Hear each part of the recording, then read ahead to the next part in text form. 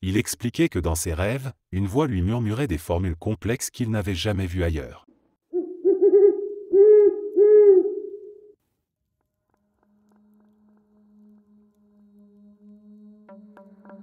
Je me souviens encore du jour où j'ai entendu parler de Sergueï Ponomarenko pour la première fois.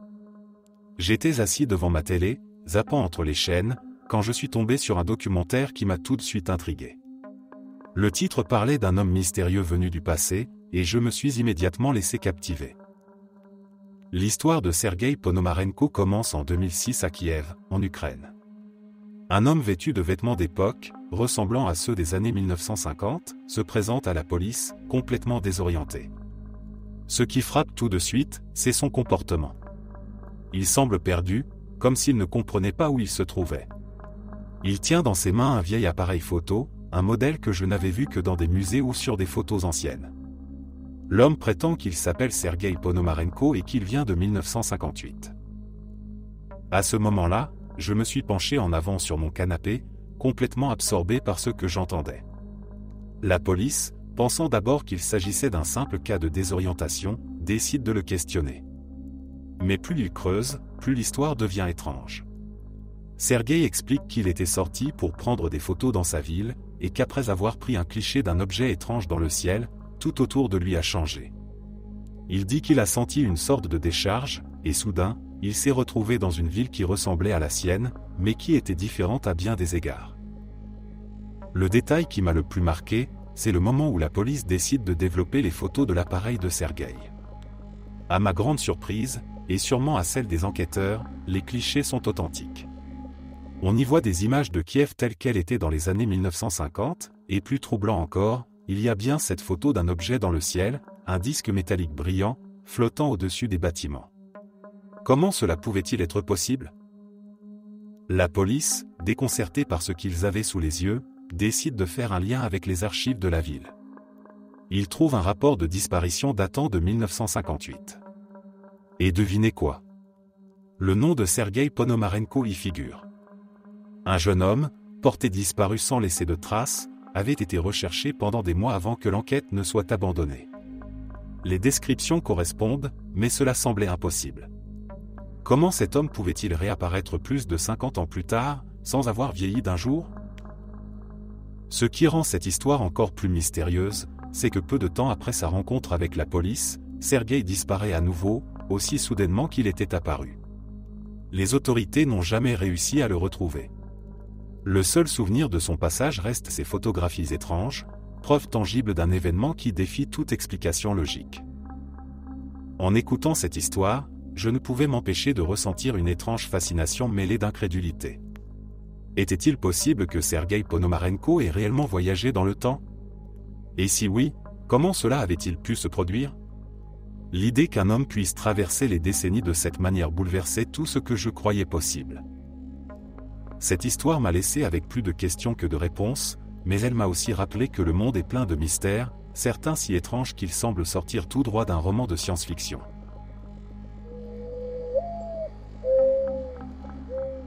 Le premier voyage de Christophe Colomb en 1492 est l'un des événements les plus marquants de l'histoire mondiale.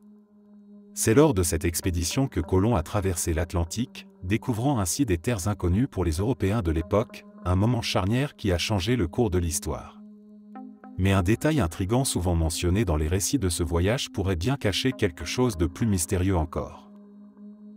Alors que les trois navires la Santa Maria, la Pinta et la Nina approchent des rivages inconnus, certains membres de l'équipage rapportent avoir vu des lumières étranges dans le ciel. Ces lumières semblaient suivre les navires, se déplaçant de manière irrégulière, comme si elles observaient ce qui se passait en dessous.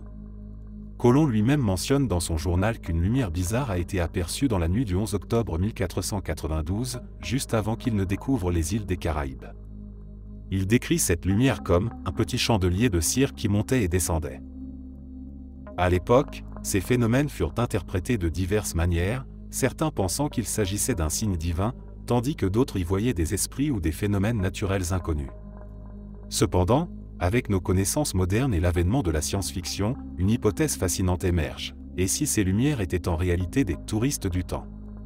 Des voyageurs venus d'un futur lointain, utilisant des technologies avancées pour revenir à l'un des moments les plus cruciaux de l'histoire humaine, la découverte du Nouveau Monde par les Européens. Ces touristes temporels pourraient avoir été des observateurs, désireux de voir de leurs propres yeux cet événement fondateur. Après tout, pour une civilisation future où le voyage dans le temps serait possible, quel meilleur spectacle que celui de voir en direct un moment qui a changé la face du monde? Imaginez la possibilité de revenir au moment précis où Colomb et son équipage, après des semaines d'incertitude et de peur, aperçoivent enfin les terres qui allaient marquer le début d'une nouvelle ère. Les lumières dans le ciel, observées par Colomb et son équipage, pourraient alors être interprétées comme les manifestations d'engins temporels, invisibles aux yeux des hommes de l'époque, mais suffisamment avancés pour naviguer dans les couloirs du temps. Ces touristes auraient ainsi assisté, comme des spectateurs invisibles, à cet instant où deux mondes se rencontrent. Si le voyage dans le temps devient un jour une réalité, il est tout à fait plausible que certains événements clés de l'histoire attirent l'intérêt de voyageurs curieux, venus observer ces moments qui ont façonné notre monde. Et parmi ces événements, le premier voyage de Christophe Colomb figure sans aucun doute en bonne place.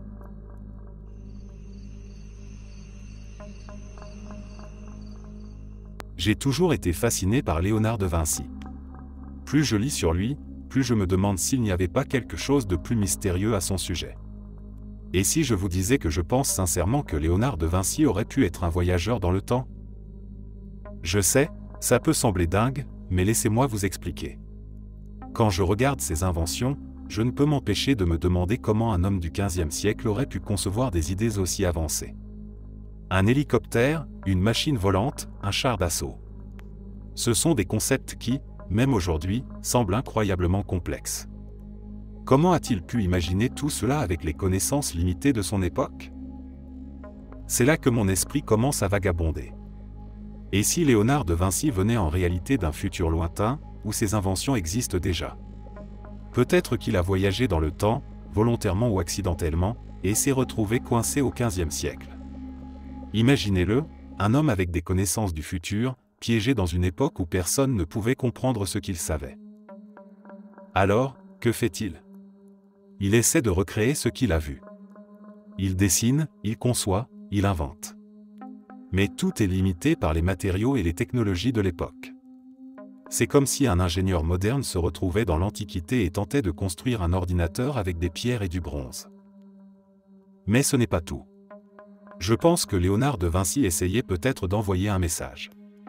Chaque invention, chaque croquis, chaque œuvre d'art pourrait avoir été un appel à l'aide, une tentative désespérée d'attirer l'attention de quelqu'un, d'un autre voyageur temporel peut-être, qui pourrait le ramener à son époque. Peut-être que ces dessins étaient plus que des plans pour des machines. Peut-être qu'ils contenaient des indices cachés, des codes, des messages destinés à ceux qui sauraient les reconnaître. Je sais que cette théorie semble improbable, mais plus je pense à Léonard, plus je me dis qu'il ne se contentait pas de créer pour le plaisir. Il y avait une urgence dans ses œuvres, une quête incessante pour repousser les limites de ce qui était possible. Et si cette urgence venait du fait qu'il savait qu'il n'avait pas beaucoup de temps? Qu'il devait, à tout prix, trouver un moyen de rentrer chez lui. Bref, peut-être que je me trompe complètement. Peut-être que Léonard de Vinci était simplement un génie hors du commun, né avant son temps. Mais il y a une part de moi qui ne peut s'empêcher de croire qu'il y avait plus que ça. Et si, après tout, Léonard de Vinci avait vraiment été un voyageur dans le temps, essayant désespérément d'attirer notre attention?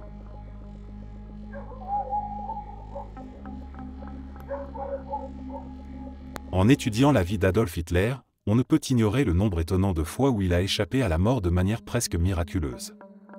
Que ce soit lors de la Première Guerre mondiale, où il a survécu à des batailles et à une attaque au gaz, ou lors des nombreuses tentatives d'assassinat contre lui, Hitler semble avoir eu une chance hors du commun. Cela soulève une hypothèse intrigante, et si une guerre temporelle était en cours, avec des factions opposées tentant de changer ou de préserver le cours de l'histoire? Prenons l'exemple de l'attentat à la bombe de 1944, orchestré par Klaus von Stauffenberg lors de l'opération Valkyrie. Cette tentative d'assassinat était soigneusement planifiée. La bombe a explosé dans la salle de conférence où Hitler se trouvait, tuant plusieurs officiers. Et pourtant, Hitler, qui se trouvait à proximité, a survécu avec seulement des blessures mineures. La table massive en chêne, placée juste au-dessus de la bombe, absorbait une grande partie de l'explosion, épargnant Hitler. Ce genre de circonstances favorables pourrait suggérer l'existence d'une force œuvrant pour protéger Hitler. En examinant de plus près ces événements, il est tentant de penser qu'il pourrait y avoir eu une lutte entre des factions temporelles. L'une cherchant à tuer Hitler pour changer le cours de l'histoire et prévenir les atrocités qu'il a commises, et une autre œuvrant à le protéger, peut-être par crainte que son remplaçant ne soit encore pire. Cette idée, bien qu'elle relève de la spéculation, pourrait expliquer la série de miracles qui ont permis à Hitler de survivre et de continuer à jouer son rôle dans l'histoire.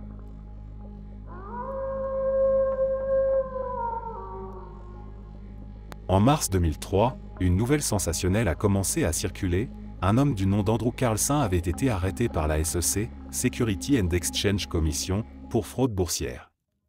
Ce qui rendait l'affaire particulièrement étrange, c'était la manière dont Carlson avait réalisé ses gains. En l'espace de 2 semaines, il avait transformé un investissement initial de $800 en $350 millions, en prenant des positions sur le marché d'une manière si précise que cela défiait toute explication logique. Interrogé par les autorités, Carlson a avancé une défense encore plus incroyable.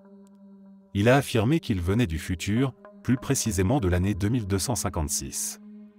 Selon lui, il disposait de connaissances précises sur l'évolution des marchés boursiers, ce qui expliquait comment il avait pu réaliser des gains aussi spectaculaires en si peu de temps. Pour étayer ses dires, Carlson a proposé de révéler des informations cruciales sur des événements futurs, comme la localisation d'Oussama Ben Laden ou encore le remède contre le sida, en échange d'une peine réduite. Les autorités, sceptiques, n'ont pas pris ces déclarations au sérieux, mais elles ont tout de même été incapables de trouver une trace de son existence avant décembre 2002. Aucun enregistrement de naissance, aucun numéro de sécurité sociale, rien ne permettait de retracer l'identité de cet homme avant cette date. Ce manque de passé documenté a alimenté les théories selon lesquelles Carlson pourrait réellement être un voyageur temporel, ou au moins quelqu'un possédant des informations privilégiées incroyablement précises. L'affaire a pris une tournure encore plus étrange lorsque, après quelques semaines de détention, Carlson a mystérieusement disparu. Selon certaines sources, il aurait été libéré sous caution par une personne anonyme, et il n'a jamais été revu depuis. Sa disparition n'a fait qu'amplifier les rumeurs et les spéculations sur sa véritable identité et sur la possibilité qu'il ait réellement eu accès à des informations venues du futur. À ce jour, l'histoire d'Andrew Carlson reste l'une des légendes les plus étranges et intrigantes de la finance mondiale.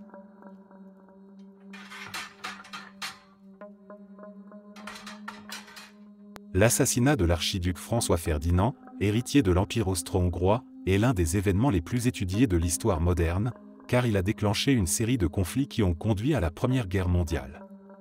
Ce que l'on sait moins, c'est que cet événement pourrait cacher une lutte invisible entre voyageurs temporels, essayant d'influencer le cours de l'histoire. Le 28 juin 1914, François Ferdinand et son épouse, Sophie, sont en visite à Sarajevo. Ce jour-là, alors qu'ils traversent la ville dans une voiture décapotable, un membre du groupe nationaliste serbe, la Main Noire, lance une grenade en direction de leur véhicule. La grenade manque sa cible, explose derrière la voiture et blesse plusieurs spectateurs, mais l'archiduc et sa femme en sortent indemnes.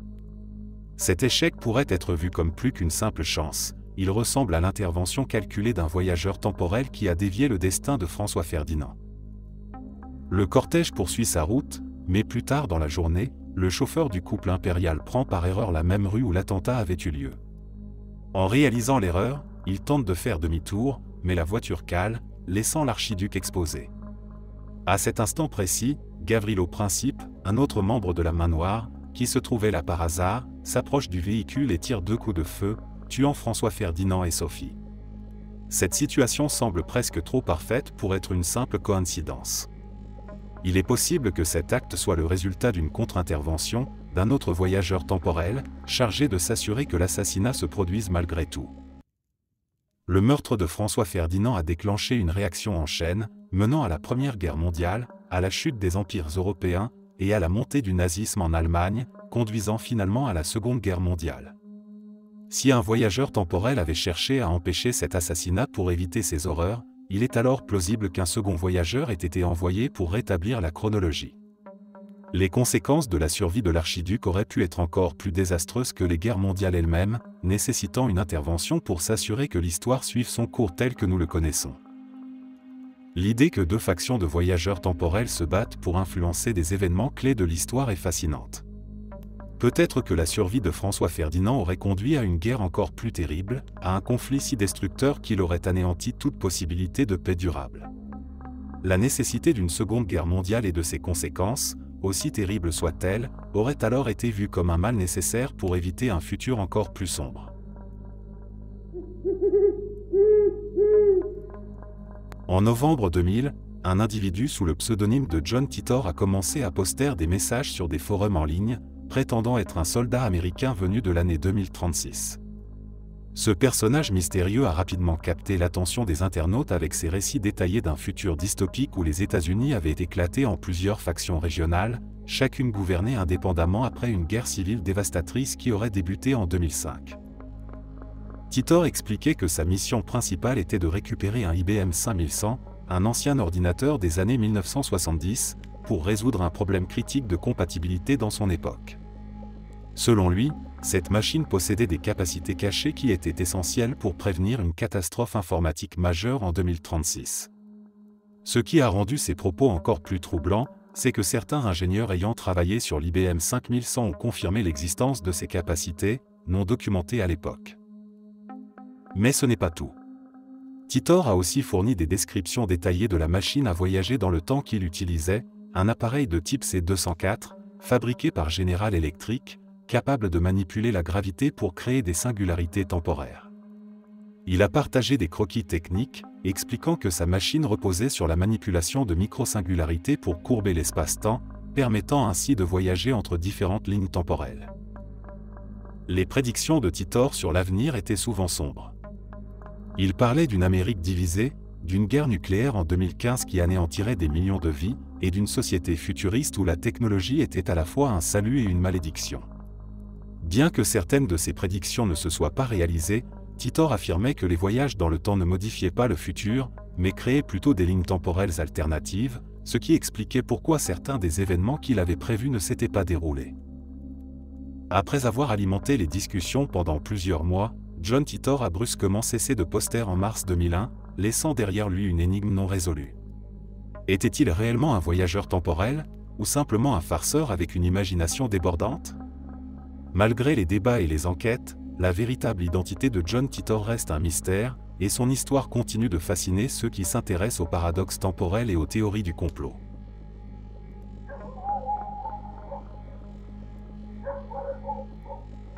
Il y a quelque chose de fascinant, voire terrifiant, dans l'idée que le monde a frôlé la destruction totale à plusieurs reprises à cause de faux positifs d'une attaque nucléaire.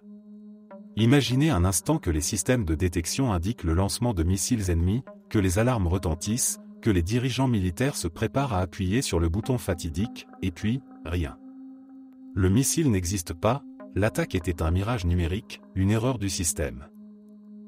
Je pense souvent à Stanislav Petrov, cet officier soviétique qui, en 1983, a désobéi au protocole et a refusé de lancer une contre-attaque nucléaire après avoir reçu un avertissement de lancement de missiles américains. Cet homme a littéralement sauvé le monde, et pourtant, il est pratiquement inconnu. Il devrait avoir des statuts dans chaque pays, tant son acte de désobéissance a été crucial pour éviter une guerre nucléaire. Mais, plus j'y réfléchis, plus une idée étrange me vient à l'esprit, et si ces faux positifs n'étaient pas seulement des erreurs techniques ? Et si, en réalité, ils étaient la preuve que des voyageurs temporels existent et qu'ils jouent un rôle actif dans la préservation de l'humanité ? Imaginons que dans un futur lointain, le voyage dans le temps soit devenu possible. Les conséquences d'une guerre nucléaire seraient si désastreuses que les générations futures feraient tout pour l'éviter. Peut-être qu'ils auraient développé une technologie permettant de remonter le temps et d'intervenir discrètement pour empêcher ces catastrophes. Ces faux positifs pourraient être des interférences temporelles, des tentatives pour ajuster notre ligne temporelle afin de prévenir l'irréparable. Lorsque les systèmes détectent un lancement de missiles qui n'a en réalité jamais eu lieu, cela pourrait être le résultat d'une manipulation du temps pour tester la réponse humaine, pour voir si les gens comme Stanislav Petrov prendraient la bonne décision sous pression. Et si ce n'est pas le cas, peut-être que le cours du temps est modifié encore et encore jusqu'à ce qu'une décision non destructive soit prise. Il est également possible que les voyageurs temporels ne puissent pas interagir directement avec les humains, mais qu'ils puissent influencer les systèmes technologiques. En créant des anomalies dans les systèmes de détection, ils pourraient provoquer ces faux positifs, forçant l'humanité à se retrouver à un moment critique où le choix entre la destruction et la désescalade devient clair. Cela pourrait expliquer pourquoi, malgré plusieurs incidents de ce type, la guerre nucléaire n'a jamais éclaté. Bien sûr, tout cela reste de la pure spéculation. Mais quand je pense à l'idée que des voyageurs temporels pourraient veiller sur nous, jouant avec les fils du destin pour éviter que l'humanité ne s'autodétruise, je trouve que cela rend ces incidents encore plus fascinants. Peut-être que les héros comme Stanislav Petrov ne sont pas seuls à nous protéger. Peut-être qu'il y a des forces invisibles, des voyageurs du temps, qui agissent en coulisses pour s'assurer que l'humanité ait toujours une seconde chance.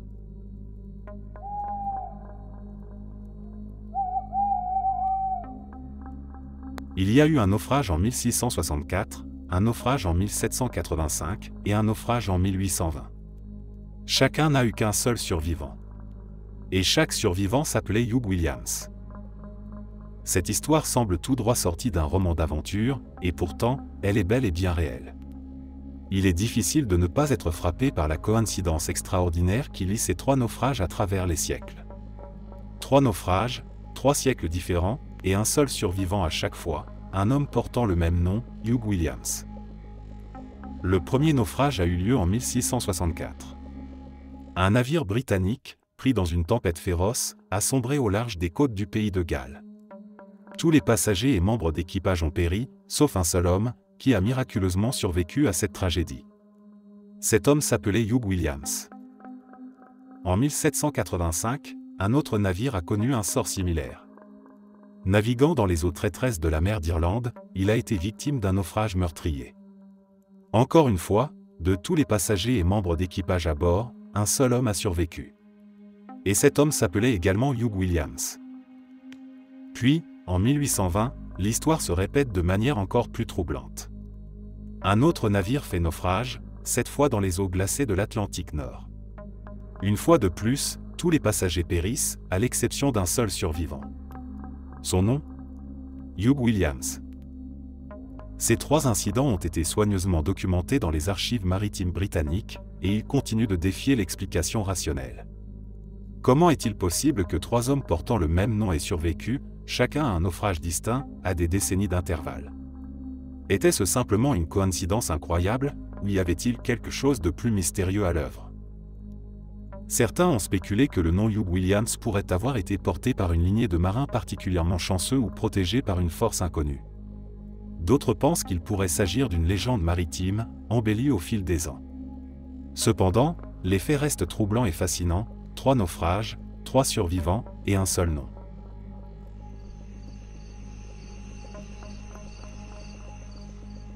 Edgar Allan Poe est connu pour ses récits sombres et troublants, mais il y a une histoire en particulier qui défie toute explication rationnelle. Dans son roman Les Aventures d'Arthur Gordon Pym, publié en 1838, Poe raconte une histoire sinistre qui se déroule en mer. 4 marins, après avoir été naufragés et dérivant sur l'océan, se retrouvent confrontés à une terrible décision. Pour survivre, ils doivent tirer à la courte paille pour déterminer qui parmi eux sera sacrifié et mangé. Le malheureux perdant est un jeune mousse nommé Richard Parker. Ce qui rend cette histoire encore plus dérangeante, c'est qu'environ 40 ans plus tard, en 1884, un événement presque identique se produit dans la réalité. 4 marins, naufragés et à la dérive sur un canot de sauvetage, se retrouvent dans une situation désespérée après des jours sans nourriture. L'un d'eux, le jeune mousse, boit de l'eau de mer et tombe dans le coma. Lorsque les 3 autres décident de tirer au sort pour savoir qui sera mangé, c'est le jeune homme en coma qui tire la paille la plus courte. Les 3 marins finissent par le tuer et le manger pour survivre. Le nom de ce jeune mousse ? Richard Parker. Il est difficile de ne pas être frappé par la coïncidence troublante entre la fiction de Poe et l'événement réel. Comment Poe aurait-il pu imaginer une situation si précisément similaire, y compris le nom exact de la victime, des décennies avant qu'elle ne se produise ? Cette ressemblance suscite de nombreuses spéculations. Certains y voient une simple coïncidence extraordinaire, tandis que d'autres se demandent si Poe aurait pu accéder à des connaissances ou des visions du futur d'une manière que nous ne comprenons pas. En développant cette histoire, il est fascinant de plonger dans les détails des 2 récits. Dans les aventures d'Arthur Gordon Pym, Poe décrit l'horreur psychologique des marins, confrontés à la famine et à la mort. Le choix de sacrifier l'un des leurs est une décision déchirante, remplie de désespoir et de folie. Le jeune Richard Parker, malgré son statut de simple mousse, devient un symbole de l'innocence sacrifiée sur l'autel de la survie. L'événement réel de 1884, connu sous le nom de l'affaire du Mignonnette, est tout aussi tragique. Les marins qui ont survécu en mangeant Richard Parker ont été jugés pour meurtre à leur retour en Angleterre, un procès qui a soulevé des questions morales complexes sur les limites de la survie humaine. Ce parallèle entre la fiction de Poe et la réalité soulève des questions troublantes sur le destin, le hasard, et peut-être même sur les mystères de l'esprit humain. Ce mystère reste non résolu, mais il continue de fasciner ceux qui découvrent cette étrange et effrayante coïncidence entre une œuvre de fiction et une tragédie bien réelle.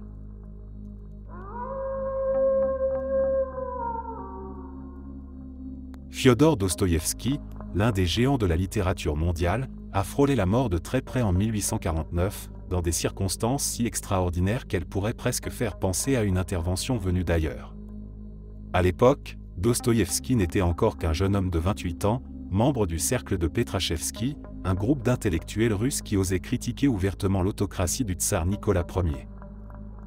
Ses activités dissidentes ne sont pas restées inaperçues, et en avril 1849, Dostoïevski et ses camarades ont été arrêtés par la police secrète du tsar. Accusés de trahison, ils ont été jugés, condamnés à mort, et conduits sur la place Semenovski à Saint-Pétersbourg pour être exécutés par peloton d'exécution.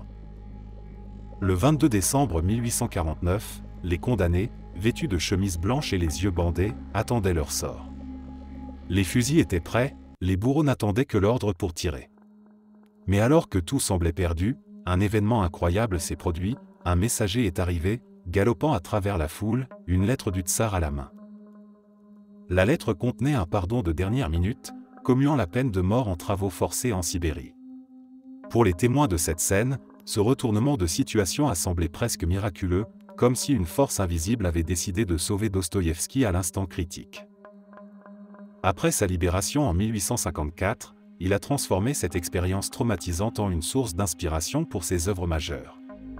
Les thèmes de la souffrance, de la rédemption et de la complexité morale, présents dans Crime et Châtiment, Les Frères Karamazov et L'Idiot, semblent être le reflet direct de ces années passées à côtoyer la mort et à endurer les épreuves du camp de travail sibérien. La manière dont il a été sauvé, au dernier moment, par un simple messager, pourrait être interprétée comme une intervention providentielle. Mais on pourrait aussi imaginer que ce messager savait précisément ce qu'il faisait, comme s'il connaissait l'avenir que Dostoïevski devait décrire, et qu'il était crucial de préserver ce génie littéraire pour l'humanité. Dostoïevski a ensuite consacré sa vie à écrire sur les profondeurs de l'âme humaine, marquant la littérature de son empreinte indélébile. Le fait qu'il ait échappé à une mort certaine, juste à temps, ajoute une dimension presque surnaturelle à son histoire.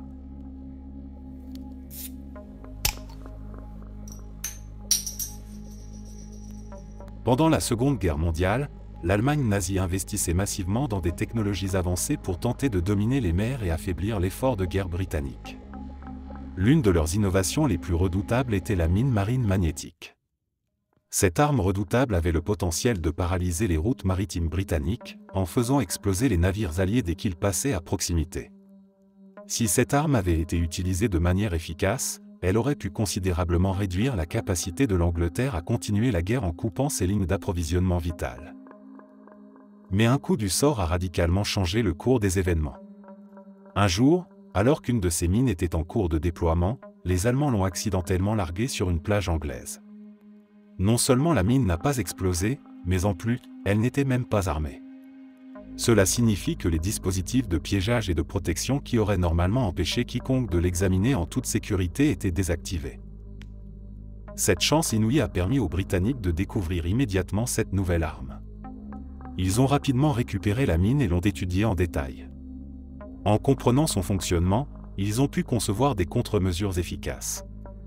Plutôt que d'être paralysés par la menace des mines magnétiques, les Britanniques ont réussi à construire des dragueurs de mines magnétiques à moindre coût, capables de neutraliser cette menace avant qu'elle ne devienne réellement dangereuse. L'impact de cette découverte ne peut être sous-estimé. Ce qui aurait pu être une arme dévastatrice pour les Alliés est devenu une menace gérable, voire négligeable, grâce à un simple coup de chance. Les Allemands, qui avaient investi tant de temps et de ressources dans cette technologie, ont vu leur plan anéanti en un instant.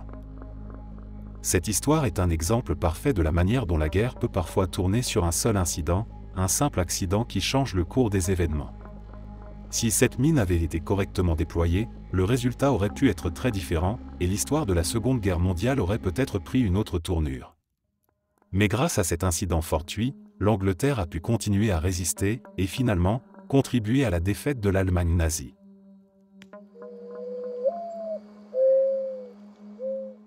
Le feu grec est l'un des mystères les plus fascinants et les plus déconcertants de l'histoire militaire. Selon les récits historiques, cette arme redoutable aurait été utilisée pour la première fois lors des invasions arabo-musulmanes du VIe siècle, alors que Constantinople, la capitale de l'Empire byzantin, était sur le point de tomber aux mains des envahisseurs. Les forces musulmanes étaient déterminées à franchir la barrière maritime qui protégeait l'Europe chrétienne, mais leur avancée fut soudainement stoppée de manière inexplicable par une arme que personne n'avait jamais vue auparavant, le feu grec. Les descriptions de l'époque parlent d'une substance capable de brûler même sur l'eau, crachée par des dispositifs montés sur les navires byzantins. Cette arme mystérieuse semblait être une sorte de lance-flamme primitif, projetant une flamme si intense et incontrôlable qu'elle réduisait en cendres les flottes ennemies. Les artistes de l'époque ont immortalisé cette scène dans des peintures montrant un petit nombre de Grecs détruisant des centaines de navires adverses avec ce qui semble être un lance-feu portable.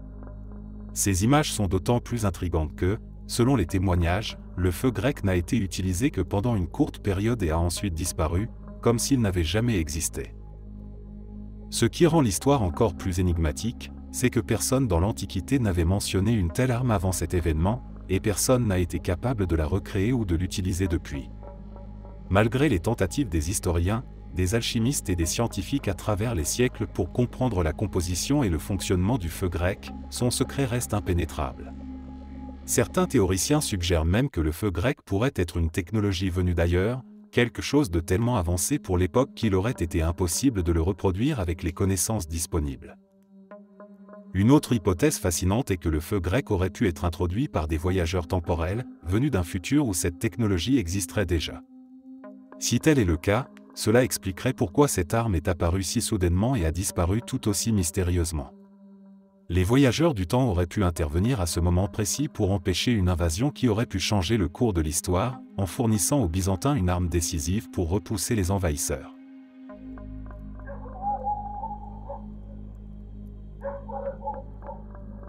Billy Meyer, un fermier suisse né en 1937, est l'une des figures les plus controversées du monde de l'ufologie.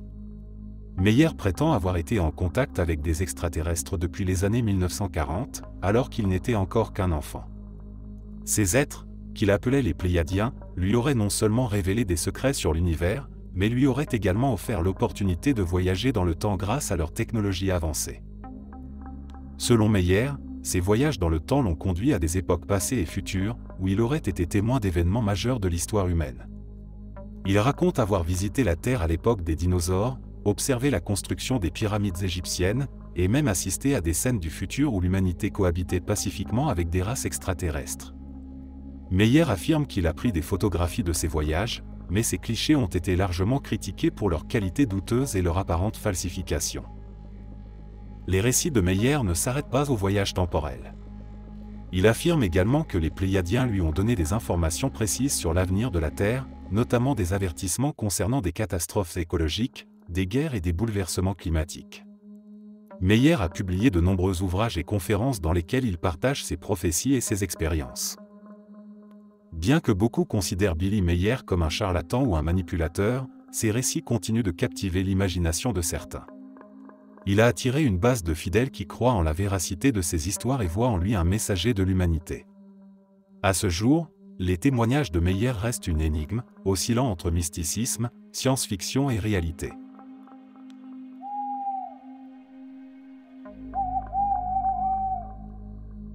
Fidel Castro, l'emblématique leader cubain, est sans doute l'une des figures politiques les plus polarisantes du XXe siècle. Au-delà de son influence politique, ce qui intrigue le plus, ce sont les nombreuses tentatives d'assassinat auxquelles il a miraculeusement survécu. Plus de 600 tentatives. Oui, vous avez bien lu, plus de 600. Ces tentatives venaient de divers fronts, la CIA, des opposants politiques, des traîtres et même des mafieux américains. Mais ce qui est vraiment fascinant, c'est la manière dont chacune de ces tentatives a échoué, souvent dans des circonstances si incroyables qu'elles semblent tout droit sorties d'un film d'espionnage. Prenons l'exemple de cette combinaison de plongée. La CIA avait imaginé un plan pour tuer Castro en infectant sa combinaison de plongée avec des bactéries mortelles. L'idée était que Castro, un passionné de plongée, enfile cette combinaison sabotée et tombe malade, sans qu'aucun soupçon ne se porte sur une action hostile. Cependant, de manière inexplicable, cette combinaison a été échangée avec une autre juste avant qu'il ne l'utilise. La personne qui a enfilé la combinaison à sa place s'est retrouvée en difficulté sous l'eau et s'est noyée. Une coïncidence ? Peut-être, mais ce genre de « miracle » s'est produit à plusieurs reprises au cours de la vie de Castro. Il y a aussi l'histoire de ce cigare empoisonné. La CIA avait l'intention de lui offrir un cigare chargé de toxines mortelles. Mais, une fois de plus, pour une raison ou une autre, Castro n'a jamais allumé ce cigare. Le poison a été découvert plus tard, mais il était déjà trop tard, le leader cubain était sain et sauf. Et que dire de la tentative d'empoisonner son lait frappé ? Une dose de poison devait être mélangée à son verre de lait favori, mais le poison a gelé dans le congélateur où il était stocké, empêchant son administration à temps. Encore une fois, Castro a échappé à la mort. Ces incidents soulèvent des questions intrigantes. Comment un homme a-t-il pu survivre à autant de tentatives d'assassinat, avec un tel taux d'échec ? Certains pourraient dire que c'était simplement de la chance, mais quand la chance se répète des centaines de fois, on commence à se demander s'il n'y a pas quelque chose de plus à l'œuvre.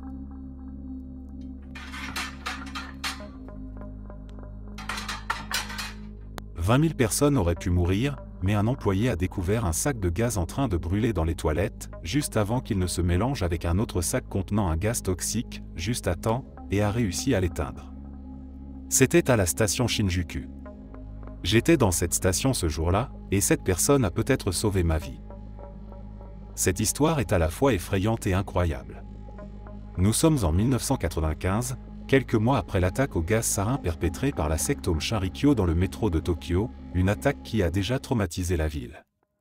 Le 5 mai 1995, une nouvelle attaque est planifiée, cette fois-ci avec du cyanure, un gaz mortel capable de tuer des milliers de personnes en quelques minutes. Le plan était diaboliquement simple et terriblement efficace. 2 sacs de gaz toxique avaient été dissimulés dans les toilettes publiques de la station Shinjuku, l'une des plus fréquentées au monde. Le premier sac contenait du gaz cyanure, tandis que le second contenait un autre produit chimique. Si les 2 gaz s'étaient mélangés, une réaction chimique aurait libéré un nuage de gaz mortel capable de tuer jusqu'à 20 000 personnes, toutes confinées dans les couloirs souterrains de la station. C'est alors qu'un employé, vigilant et attentif, remarque de la fumée s'échappant d'un des sacs dans les toilettes. Cet employé n'avait aucune idée de la nature du danger qu'il venait de découvrir, mais il a réagi immédiatement. Il a éteint le sac en flammes avant que le cyanure ne se mélange avec l'autre gaz, empêchant ainsi une catastrophe d'une ampleur inimaginable. Grâce à cet acte de bravoure, des milliers de vies ont été sauvées ce jour-là. Je me souviens parfaitement de ce jour, car j'étais à la station Shinjuku à ce moment-là. Comme tant d'autres, j'étais simplement en train de vivre ma journée, ignorant totalement que ma vie était en danger. C'est une pensée terrifiante de savoir que j'aurais pu être l'une des victimes de cette attaque, mais aussi une pensée réconfortante de savoir qu'une personne a agi avec courage et rapidité pour empêcher une tragédie.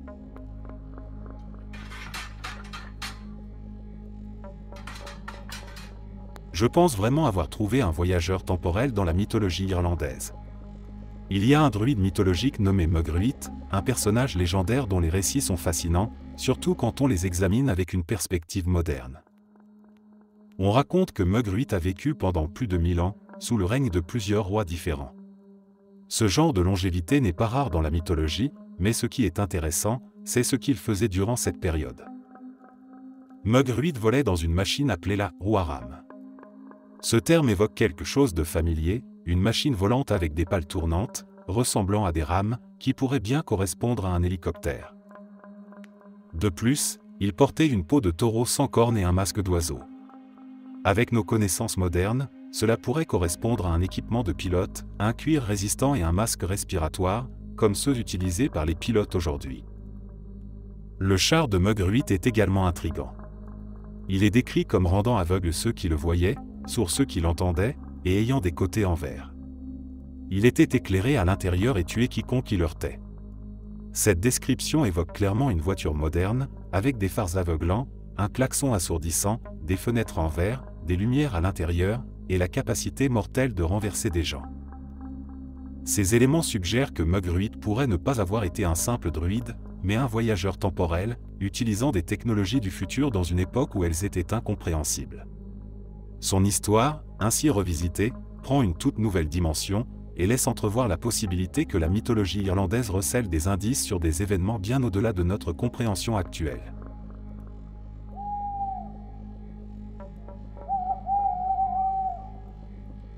Un homme d'affaires belge, Edgar Sangier, a compris quelque chose d'extraordinaire bien avant que la plupart ne le réalisent. Il a non seulement anticipé l'importance cruciale de l'uranium pour la guerre, mais il a également pris l'initiative de sécuriser une énorme quantité de ce précieux minerai, bien avant que quiconque ne sache vraiment à quel point cela serait vital pour le projet Manhattan. Le projet qui avait comme objectif de développer la bombe nucléaire. Sangier dirigeait l'Union minière du Haut-Katanga, une société qui exploitait des mines en Afrique, notamment en ce qui concerne l'uranium.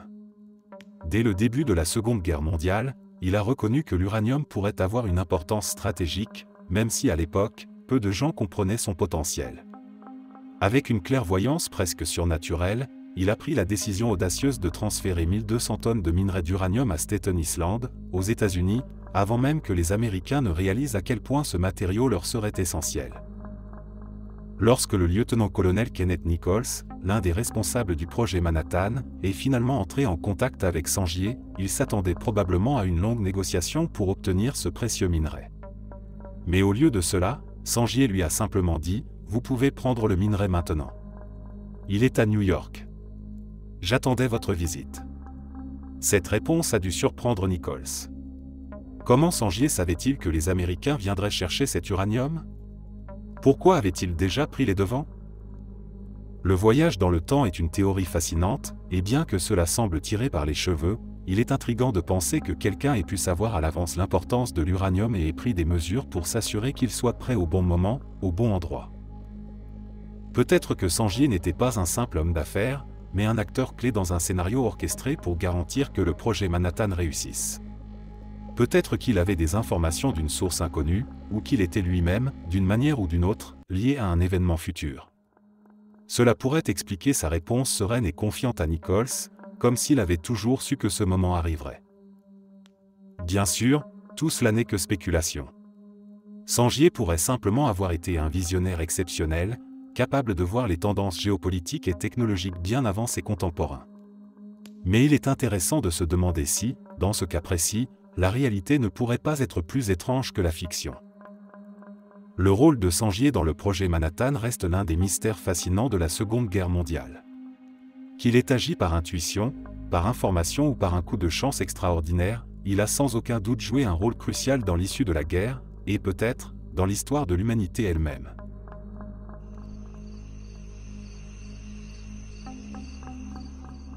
L'histoire de Rudolf Fantz est l'une des légendes urbaines les plus fascinantes du XXe siècle, souvent citée comme preuve potentielle d'un voyage temporel. Selon le récit, en juin 1950, un homme vêtu de vêtements du XIXe siècle est apparu soudainement au milieu de Times Square à New York. Il semblait désorienté, choqué par les voitures modernes et le paysage urbain autour de lui. Peu après son apparition, il a été heurté mortellement par une voiture, sans avoir eu l'occasion d'expliquer qui il était ou d'où il venait. Lorsque la police a fouillé ses poches, ils ont découvert des objets étranges, une lettre datée de 1876, une médaille de cuivre pour une course de chevaux, une facture pour l'entretien d'un cheval et d'une calèche, et environ 70 $ en vieux billets, tous en parfait état, mais démodés depuis longtemps.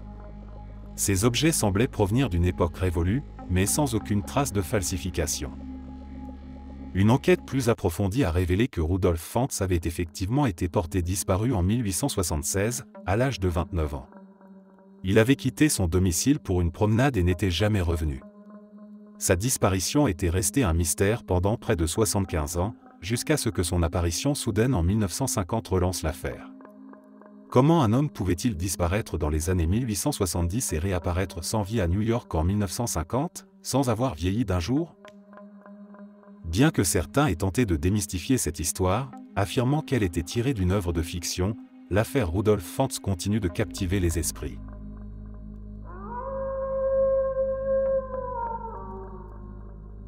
Srinivasa Ramanujan est un personnage fascinant, non seulement à cause de ses contributions remarquables aux mathématiques, mais aussi en raison de la manière unique dont il affirmait recevoir ses idées. Pour beaucoup, Ramanujan représente un mystère. Comment quelqu'un avec si peu de formation formelle a-t-il pu atteindre un niveau de compréhension mathématique si élevé? Ramanujan n'était pas un mathématicien conventionnel. Contrairement à ses contemporains, qui passaient des années à étudier et à perfectionner leur savoir, Ramanujan disait que ses formules lui venaient souvent en rêve. Il expliquait que, dans ses rêves, une voix lui murmurait des formules complexes, des idées qu'il n'avait jamais vues ailleurs. Il attribuait ces révélations à la déesse hindoue Namagiri, qu'il vénérait profondément. Selon lui, c'était elle qui lui donnait les solutions mathématiques qu'il transcrivait au réveil. Ce phénomène est incroyablement intrigant. D'un côté, cela pourrait être interprété comme une forme de génie pur, une intuition mathématique si profonde qu'elle dépassait les méthodes traditionnelles d'apprentissage et de découverte. D'un autre côté, cela soulève des questions sur la nature de la créativité et de l'inspiration. Comment une personne peut-elle voir des vérités mathématiques dans ses rêves, des vérités que même les mathématiciens les plus éminents avaient du mal à concevoir? Les travaux de Ramanujan ont eu un impact durable sur les mathématiques, influençant des domaines comme la théorie des nombres, les séries infinies et les fractions continues. Ces idées étaient souvent des réponses à des questions que personne d'autre ne posait, ce qui montre à quel point son esprit fonctionnait différemment. Les mathématiciens qui ont étudié son travail ont souvent été stupéfaits par la profondeur et l'originalité de ses contributions. Ce qui est également remarquable, c'est que Ramanujan a produit ses découvertes dans des conditions extrêmement modestes, avec peu d'accès aux ressources académiques ou aux mentors. Il travaillait souvent seul, écrivant ses idées sur du papier bon marché, loin des centres d'apprentissage de son époque. Pourtant, ses résultats étaient si avancés que lorsqu'il a finalement envoyé ses travaux au célèbre mathématicien britannique Godfrey Hardy, ce dernier a immédiatement reconnu son génie. Merci d'être resté jusqu'à la fin. N'oubliez pas d'aimer la vidéo, de vous abonner et de partager vos propres histoires en commentaire. On se retrouve demain à la même heure devant ce feu.